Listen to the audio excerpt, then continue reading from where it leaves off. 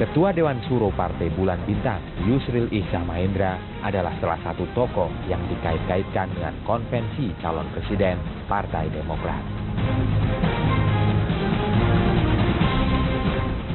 Yusril sendiri mengatakan, dengan membuka pintu konvensi bagi tokoh yang tidak berada dalam lingkar dalam Partai Demokrat, hal ini merupakan perbaikan dalam aturan konvensi. Walaupun menurut Yusril, masih ada syarat-syarat yang memberatkan bagi peserta konvensi calon presiden Demokrat yang berasal dari luar partai pemenang pemilu 2009 ini.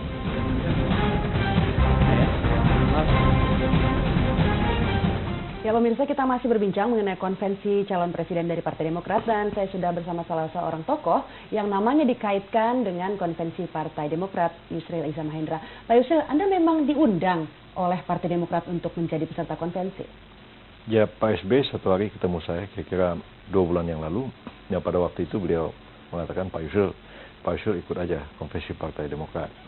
Ada beberapa tokoh yang lain disebutkan, Dahlan Iskan, Gita Wirjawan, Irman Gusman. Waktu itu saya mengatakan, ya nanti saya pikir-pikir aja dulu.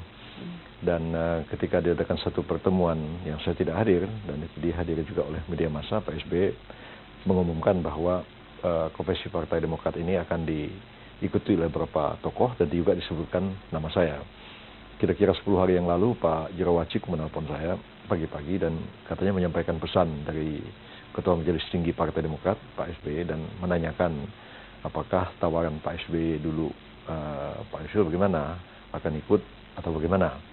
Nah, kalau ikut syarat-syaratnya begini, pesan Presiden kami sampaikan kepada Pak Yusril. Jadi kalau ditanya undangan itu, kalau ditanya undangan itu surat undangan apa itu? Tidak ada undangan tertulis, ya. Bahkan secara lisan langsung disampaikan oleh SBY. Dan beliau umumkan ke publik kan begitu. Nah, jadi syarat yang disebutkan oleh Pak Jerawacik itu pertama adalah bahwa saya seketika dimulai konvensi itu saya harus nonaktif dari partai saya sendiri. Kedua, kalau sekiranya saya jadi pemenang konvensi, saya harus mundur dari partai saya dan harus menjadi kader Partai Demokrat. Jadi saya bilang, wah kalau begitu berat Pak, baiklah saya diskusikan dulu dengan teman-teman. Dan itu sejak itu berkembang terus sampai sekarang. Poin yang mana yang Anda rasa berat? Nonaktif dari partai atau kemudian nanti loncat ke Demokrat jika memenangi konvensi?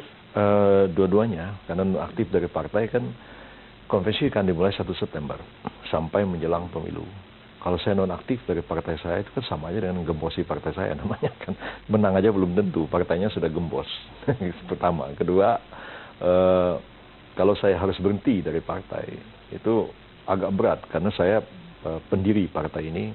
Saya pernah jadi ketua umum dan saya pernah sekarang masih menjabat sebagai ketua majelis syuro. Jadi bagi saya itu sangat berat dan bagi dalam analisis saya kalau syaratnya seperti itu, maka kemungkinan besar tokoh-tokoh dari partai lain itu tidak ada yang bersedia ikut konvensi Partai Demokrat. Dengan syarat-syarat seperti itu? Dengan syarat-syarat seperti Anda melihat tawaran dari Demokrat terhadap Anda dan sejumlah tokoh lain itu cukup serius, khususnya untuk Anda Pak Yusril, dengan syarat-syarat yang diajukan? Ya memang serius.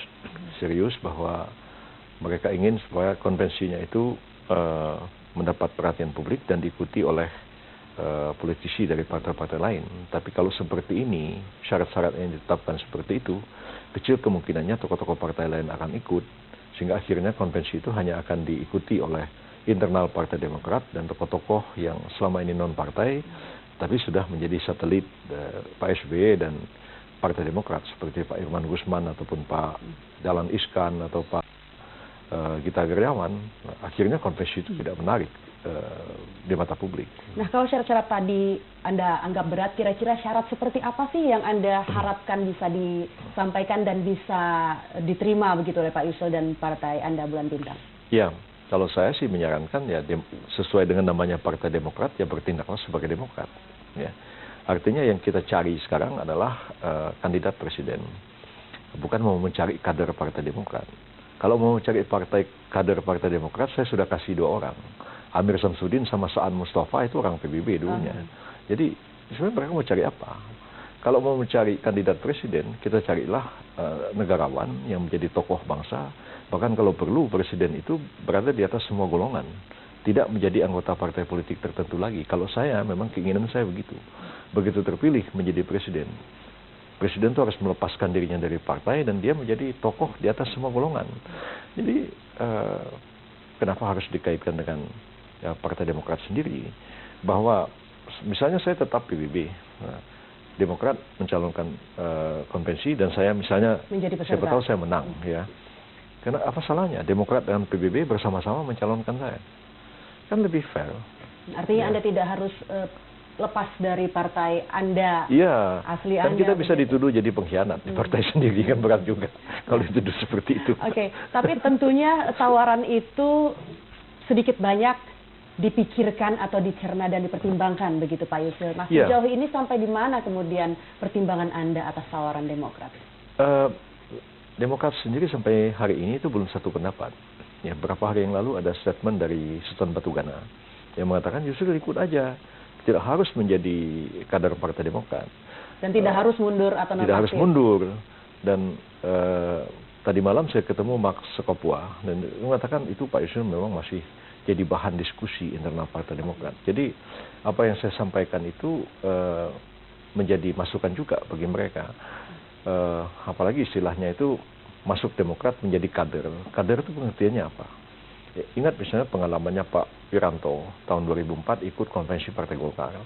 Sebenarnya yang digadang-gadang Golkar sebagai terpilih itu Pak Akbar Tanjung, Ketua Umum Golkar pada waktu itu. Tapi ternyata yang menang konvensi itu Wiranto. Dan ketika Wiranto dicalonkan, Golkar itu mendukung hanya setengah hati. Akhirnya Pak Wiranto kalah pada putaran pertama. Nah, kenapa Pak Wiranto mengalami nasib seperti itu? Karena dia tidak punya power di partai. Ya, dia menjadi calon presiden, tapi kendali partai itu tapi bukan Akbar Tanjung yang sebenarnya pengen jadi presiden. Nah, kalau sekarang saya menang konvensi, hanya menjadi kader Demokrat, ya, saya tidak punya power di dalam partai. Saya bisa dimainkan persis seperti Wiranto itu. Nah, mungkin Ketua Umum Demokrat itu punya jago sendiri yang diharap-harapkan akan menjadi calon, tapi sayangnya tidak terpilih. Nasib saya kan jadi terakhir.